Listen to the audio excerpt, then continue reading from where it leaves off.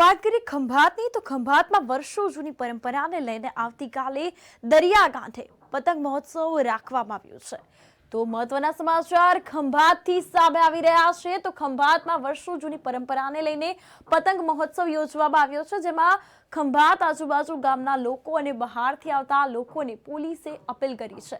તો ખંભાતમાં આવતીકાલે પતંગ મહોત્સવ હોવાથી પેટલાદ ખાતે આજે પીસી રાખવામાં આવી હતી અને ડીવાયએસપી પીકે દિયોરા સાહેબ દ્વારા જણાવવામાં આવ્યું હતું કે પતંગ મહોત્સવમાં આવતા તમામ લોકોની પાર્કિંગ વ્યવસ્થા કરવામાં આવી છે અને સ્ટોલ પણ લગાવવામાં આવ્યા છે, જેમાં તમામ લોકો અને લારી ગલ્લાવાળા લોકોને અપીલ કરી છે કે હાલ ઠંડીનું મોસમ છે ત્યારે સૂર્ય વહેલા ઢળી જતો હોય, જેથી કરીને લોકોએ સાવચેતીને રહેવું જ ખૂબ જરૂરી છે। આ પ્રકારની અપીલ પણ કરવામાં આવી છે। આવતીકાલની 21 તારીખે ખંભાતમાં દરિયાઈ ઉત્તરાયણ જે ઉજવાય છે તેમાં ગઈકાલે જ અમે એસપી સાહેબની અધ્યક્ષતામાં સમગ્ર વિસ્તારનું મોનિટરિંગ કરી અને પૂરતો બંદોબસ્ત ગોઠવ્યો છે।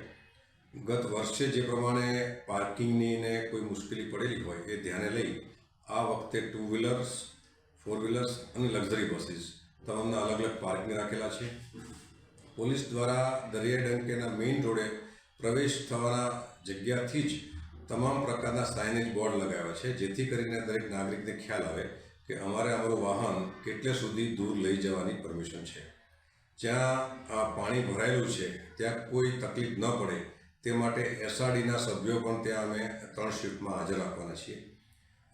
જે જગ્યા પાર્કિંગની છે ત્યાં અમે એમ્બ્યુલન્સ અને નગરપાલિકા દ્વારા કોઈ પ્રાથમિક સુવિધા આપી શકે સારવાર તેની પણ પ્રોવિઝન કરેલી છે।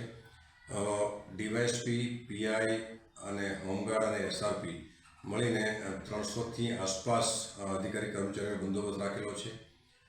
આ વખતે અમે એક જાહેરાત બી આપી છે મીડિયાના માધ્યમથી, પ્રિન્ટ મીડિયામાં, કે તમામ વાહનો વન વેથી જ પસાર થશે। જે વાહન જે જગ્યાથી પ્રવેશ કર્યું છે એ જ રસ્તાની બદલે એની ઓપોઝિટ સાઈડ એક રસ્તો આપ્યો છે જ્યાંથી તમામ વાહનો નીકળશે। જુમ્મા મસ્જિદ, લાલ દરવાજા જે સંવેદનશીલ વિસ્તાર છે ત્યાં અધિકારીઓ અને ટ્રાફિકના અધિકારીઓ સાથે પૂર્ણ બંદોબસ્ત રાખવામાં આવ્યો છે, જેથી સાંજના 6 વાગ્યાની આસપાસ જ્યારે આ પ્રસંગ પૂરો થાય ત્યારે તમામ નાગરિકો શાંતિથી વિના મુશ્કેલીથી પરત જઈ શકે।